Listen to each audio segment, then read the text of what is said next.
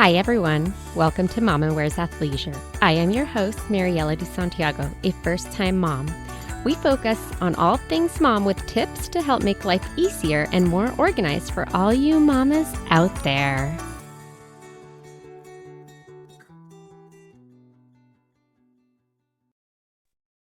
Hi everyone. Today I am here with Jacqueline Kincer from the Breastfeeding Podcast, which I am so excited to have her on here. And we're going to talk about a big topic when it comes to breastfeeding and drinking alcohol. Thanks for having me here. I'm an international board certified lactation consultant. My business is holistic lactation.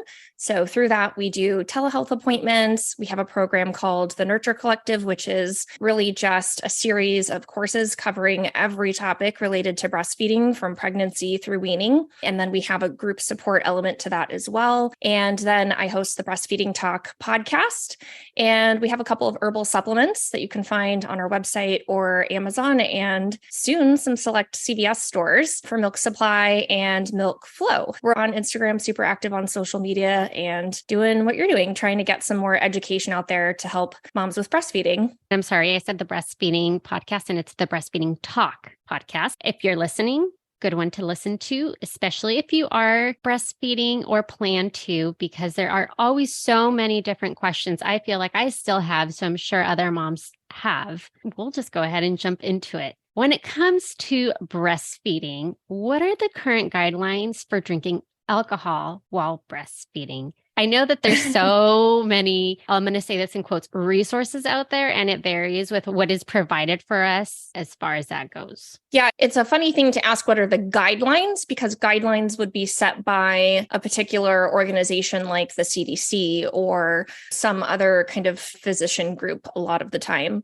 So that's going to vary, but I would say the CDC is probably what most people refer to. And then there's the evidence and what we know, and that healthcare is always individualized and medical decision-making is not a one-size-fits-all approach. So what the CDC says that I would agree with, that I think any good healthcare provider would agree with, is that not drinking alcohol at all is the safest option for breastfeeding mothers. It's the safest option for every human. There's no health benefits to it, despite what trendy studies might have been aired on the news over the years. But moderate alcohol consumption, the CDC says up to one standard drink per day is not known to be harmful, especially if she's waiting a couple of hours after that drink before nursing. I would say that I have a bit of a different perspective, because I look at all of the available evidence on this, but also looking at how our bodies work physiologically. So how does one metabolize alcohol? How is being a female different? How is someone who's nursing, lactating different? Typically, people who are breastfeeding most of the time have avoided alcohol consumption during their pregnancy, hopefully. And so if you have not had exposure to alcohol, reintroducing that is going to have more obvious effects than had you been drinking consistently or something like that before you started kind of drinking again, if that makes sense. So in terms of guidelines, that's really tough. Most experts would agree trying to limit it to 1 to 2 drinks a week. 1 to 2 drinks at a time generally is not harmful to your nursing baby. If you had a medically fragile baby, if you had a preemie that you were pumping for, those kinds of situations, I would definitely recommend avoiding alcohol consumption, any kind of negative substance consumption. But if your baby's healthy, full term, all of that, moderation is key, right? So generally it's not problematic. So let's say that you decide to have your first glass of wine or whatever your drink of choice is after you've had your baby. And given that right after you have your baby, you're definitely producing a lot more milk, or you're starting to kind of get that regulation, I guess would be the right word. I found that I was either having to nurse more or pump more. Therefore, for me, I really had to time it, right? I had to think about, like, when am I going to drink this glass of wine, my first one? So with that being said, how long should you wait to nurse after you have one drink? That's a good question. The easiest way to time things, so to speak, would be to start consuming that alcoholic beverage while you're nursing or right when you're pumping. It takes several minutes, right, to really go into the bloodstream and start affecting it. So generally, if it's 15, 20 minutes that your baby might be nursing, actually consuming the drink at that time, if you're able to, then like you're having dinner and you're just nursing and having a glass of wine, like that's great, because then chances are it's going to be a good couple of hours before your baby's going to want to nurse again. And 2 hours is kind of a good benchmark without doing a blood test rest and this and that. So that will maximize the amount of time that you're kind of setting up between consuming the alcohol and when your baby is going to want to nurse again. But the other thing to consider is you consume a couple of alcoholic beverages, even if your blood alcohol level somehow spiked to like 0.08, right? Consider that maybe you drank a glass of wine that has 10% alcohol, let's say. So your blood alcohol level is like 0.08. That's percent. So your baby is then consuming milk, which will match the blood alcohol content of 0.08. I don't think your baby is going to really get drunk off of 0.08%, right? They're probably not going to feel any different or any effects from that.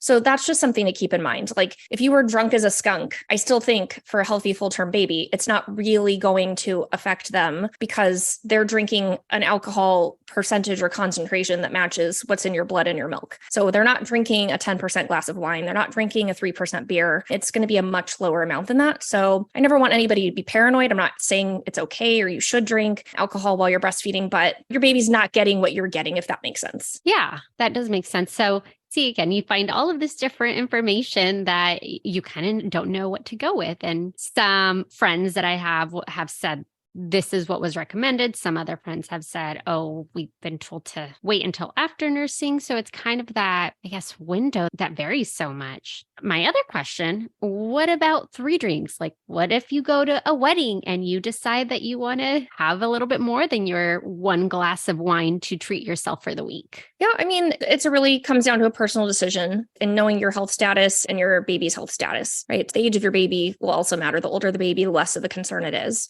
So remembering that alcohol affects individuals differently, right? These things are just approximate estimations.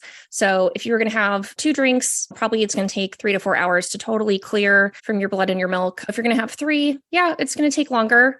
But as your body metabolizes it, right, then it's going to be broken down and whatnot. I mean, if you're really concerned, there's a lot of options, right? You can have breast milk that you've pumped without consuming alcohol, right, that you can offer your baby. I would argue that, let's say you don't have any breast milk stored up and you're like, oh, I had way too many drinks and I don't feel comfortable nursing my baby. What are your options? Well, your baby's hungry, so you have to feed them something. Is it to give the baby formula or is it to give the baby the breast milk that you currently have, right? Let them nurse. I would argue that it's going to be safer to give the baby your own breast milk.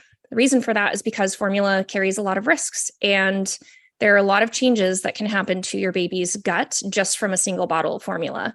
Your baby being exposed to a small amount of alcohol in your milk for one specific feeding, do I think that that's going to make as significant of an impact on their health? I don't. Do I have a study to back that up? No, that's just my professional opinion. It's not medical advice. But if you really, truly don't feel comfortable, don't do something that you're not comfortable with. If you're more comfortable giving formula and you don't have breast milk saved up and you don't want to nurse, then give formula. It's totally your choice. I really appreciate that you bring in the evidence base to back up what you're saying, because it's really hard sometimes to remember to look for that whenever you Google some of this stuff or to even know where they're getting their information to be able to back up these answers. So I appreciate you bringing that up.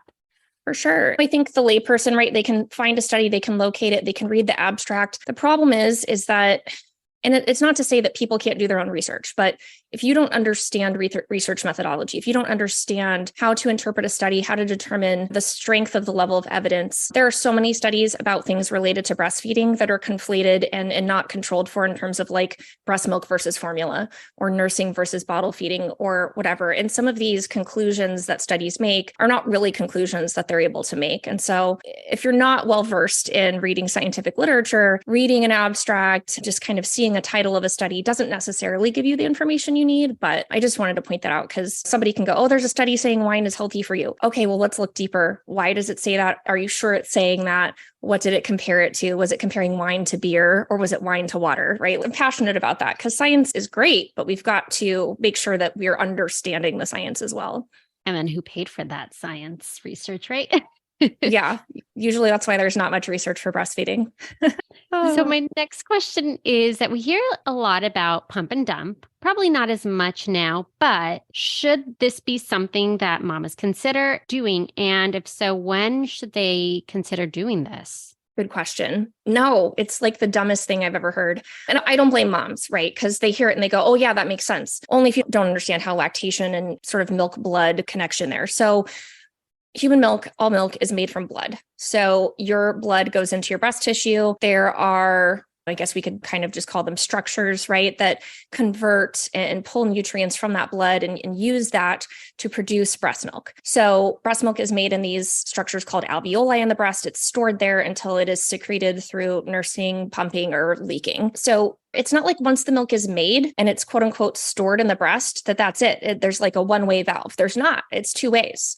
So nutrients are constantly moving back and forth between these walls of these alveoli, and they're going back and forth between the blood and the milk. So your milk alcohol concentration is going to match your blood alcohol concentration. As the alcohol is metabolized from your body, it's also metabolized from the milk. So if you have a drink, an hour later, you pump that milk, that alcohol that you had in your milk, it's in there. It's not going anywhere. It never goes away. Now, your breasts are going to refill and make more milk that are still going to have alcohol in them because you still have alcohol in your body. It would be much better for you to wait to pump that milk until the alcohol is metabolized out, because then that milk will be alcohol free. It's not like this milk is made, it's stored, and that's the end of it. No, it doesn't work like that. There's a two-way back and forth that's happening. It's not a one-way valve. If you're not able to nurse your baby or you don't feel comfortable doing that, now you don't want to leave milk in your breasts for an extended period of time, because then you could get a clogged duct, you can get mastitis, you can get engorged, it can be painful. So I'm not advocating that you purposely don't remove milk when you should, but storing that milk, or you're going to want to discard it, but don't pump and dump thinking I'm removing the alcohol from my milk. And you can use that milk in a baby's bath, right? You definitely could, for sure. You could cook with it. Cooking will burn off the alcohol. So if you wanted to heat it up and use it in oatmeal or something like that, that would be an option as well if your baby's eating solids. Didn't think of that. That's such a great idea. Well, I feel like you answered my other two questions. So I feel like I'm at my last question, which is, do you have any other tips, suggestions, or recommendations when it comes to drinking alcohol while you're still nursing a baby? Yeah, I think one of the things that you didn't mention that is worth clearing up is that a lot of people have this idea that drinking beer or certain types of beer will help with milk production. I will be the first to say that there's really no evidence that supports that. In fact, alcohol can inhibit milk production. It can inhibit letdown, which is the reflex that ejects milk from the breast. It can also dehydrate you. Usually the effects of alcohol are going to have a net negative effect on milk production and milk expression. So that's something to keep in mind. If you think that there are some benefits that you could possibly see from drinking barley or malt or very hoppy beer or something like that, there are non-alcoholic options for those on the market. And if you want to experiment with that and see if that helps you in any way with milk production, definitely recommend that. But you can use foods that are lactogenic, and there's much better options for trying to support lactation in your milk supply overall than trying to consume alcoholic beers. That's a common misconception that moms go, oh, I drank a Guinness and I made so much more milk. I mean, maybe you were more relaxed. Maybe the milk came out a bit easier, but at some point it will start to inhibit it. And it's not something I would encourage anyone to do on a regular basis in the names of making more breast milk. Wow, I didn't know that. I did not know that that was a thing. So thank you for bringing that up. Yeah, absolutely. Well, thank you for taking time out of your day to chat with me about this. I feel like this is such a big topic when it comes to nursing moms, just because you really don't know what to use as kind of a guide for who to listen to as far as like the recommendations or the best resource for waiting to nurse or to pump before that alcohol leaves your system. Yeah, absolutely. I'm so glad I got to share this, and I appreciate everything that you're sharing on your podcast so people can find information easily and quickly. Thank you. Thank you for listening. Tune in next week for our next episode. You can find us on Instagram for more updates and tips. Be sure to subscribe wherever you listen to your podcasts and give us a review if you like us.